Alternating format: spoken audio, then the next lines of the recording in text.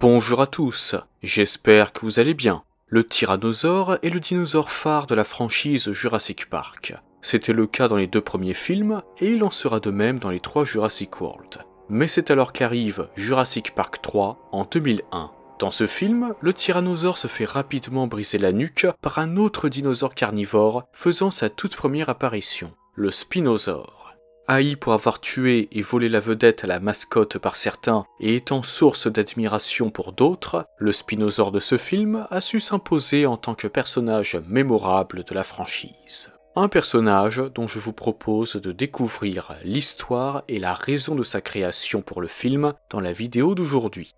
Après l'incident de San Diego en 1997, un projet de loi sur la négligence éthique au sein de la résurrection paléogénétique fut adopté sous le nom de loi de la protection des gènes. Cette loi conférait aux spécimens de dinosaures existants les mêmes droits et protections que les autres animaux menacés et restreignait tout accès supplémentaire aux îles appartenant à une gène.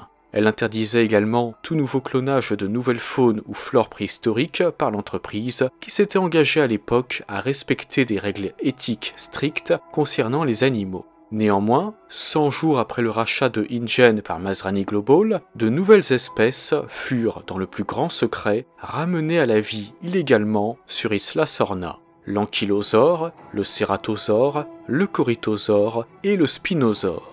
La recherche et la croissance de ces animaux furent classés sous recherche et développement précoce pour la réincarnation de Jurassic Park et également sous test d'amalgame.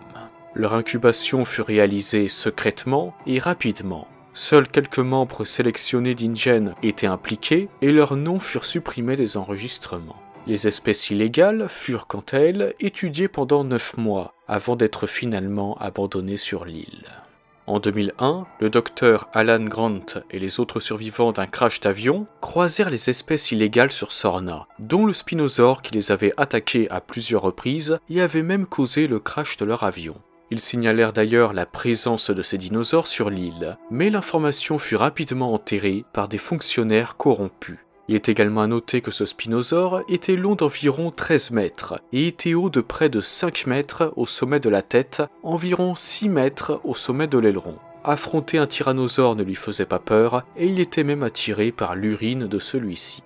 3 ans plus tard, en 2004, une baisse considérable de la population d'Isla Sorna fut constatée et Simon Masrani prit la décision d'amener les animaux survivants du site B sur Isla Nublar pour leur bien. Après les avoir récupérés, Sorna fut abandonnée et interdite d'accès. En revanche, certains dinosaures de cette île avaient été amenés secrètement sur l'île de Mantacorp, une autre société de bio-ingénierie. Le spinosaure du 3e film, aussi appelé Sujet 87 par Mantacorp, en faisait d'ailleurs partie. On ignore cependant pour l'instant où il vivait avant son transfert dans le biome désertique en 2016. Quoi qu'il en soit, la suite de son histoire devrait nous être racontée dans la 5e saison de la Colo du Crétacé. Mais en attendant la sortie de cette saison, penchons-nous maintenant sur les raisons de la présence du spinosaure dans le 3e film. Tout d'abord, ce qu'il faut savoir, c'est que l'équipe du film voulait qu'un autre dinosaure prenne la place du tyrannosaure qui avait dominé les 2 premiers films. Ce rôle devait être confié aux Baryonyx, mais le paléontologue Jack Horner, leur paléontologiste consultant, leur proposa le spinosaure, qui est et était le plus grand dinosaure carnivore ayant existé. Un dinosaure susceptible d'entraîner une extinction sur l'île, selon lui. Les squelettes découverts montraient que le spinosaure, le plus grand jamais trouvé, avait un crâne de 2,5 mètres de long et un corps d'environ 18 mètres. Pour Jack Horner, le spinosaure est nettement plus féroce et plus méchant que le T-Rex. Horner partait de l'hypothèse que le T-Rex était en fait un nécrophage plutôt qu'un prédateur, et affirmait que cela apparaît plus dans Jurassic Park 3 que dans les autres films. Dans ce film, le spinosaure est le véritable prédateur, qui pourchasse le T-Rex. D'après Stan Winston, le superviseur des effets spéciaux du film, l'animatronique du spinosaure est une grosse machine très puissante de 1000 chevaux. Lors du tournage de la scène du combat entre les 2 dinosaures, l'équipe du film savait qu'elle allait casser quelque chose. Ce fut bel et bien le cas. L'animatronique du spinosaure avait réussi à arracher la tête de celle du tyrannosaure. Au passage, lors de la dernière scène du Spinosaure dans le film, celle de l'attaque du bateau, l'animatronique du Spinosaure était vraiment dans l'eau comme dans le film. Concernant les rugissements du Spinosaure, des composants gutturaux et bas du lion et de l'alligator, ainsi que le cri d'un bébé ours qui pleure, ont été utilisés. En plus de cela, le cri d'un gros oiseau un peu grinçant a été rallongé. Quant à la vitesse que l'animal atteignait lorsqu'il courait, d'après Jack Horner, le Spinosaure était, plus que le tyrannosaure, bâti pour la course. ILM a alors envisagé différentes vitesses de déplacement. Ils l'ont fait courir jusqu'à 60 km/h, mais ont finalement décidé de rester sur environ 40 km. C'était la vitesse qui lui convenait. Pour eux, en colère, le Spinosaure était un train de marchandises mortel fonçant dans la jungle.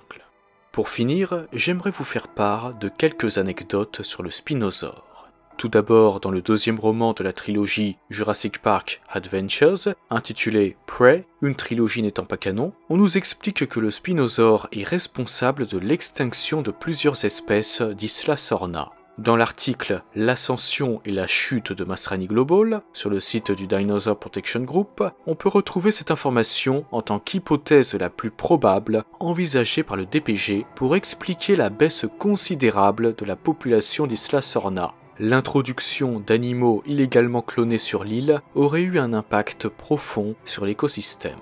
Cependant, en raison de la présence du Spinosaure du troisième film et de tyrannosaures originaires d'Isla Sorna sur l'île de Mantacorp, il semble plutôt que l'île ait été en grande partie vidée par cette société.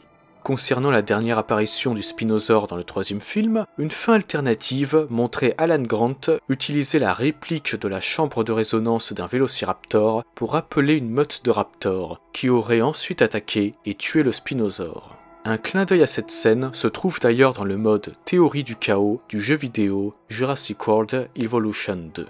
À part cela, une autre idée fut abandonnée, la présence d'un bébé Spinosaure dans le film. L'un des mercenaires devait tuer ce bébé, et c'est ce qui devait énerver l'adulte, qui aurait traqué par la suite les protagonistes du film. Vous pouvez retrouver cette information dans le premier épisode du podcast Stuck on Sorna, ayant pour thème la pré-production de Jurassic Park 3. Si vous souhaitez écouter cet épisode ainsi que tous les autres de ce podcast, le lien se trouve dans la description de la vidéo. Dernière petite anecdote, fut un temps où le Spinosaure devait faire son grand retour dans Jurassic World Fallen Kingdom.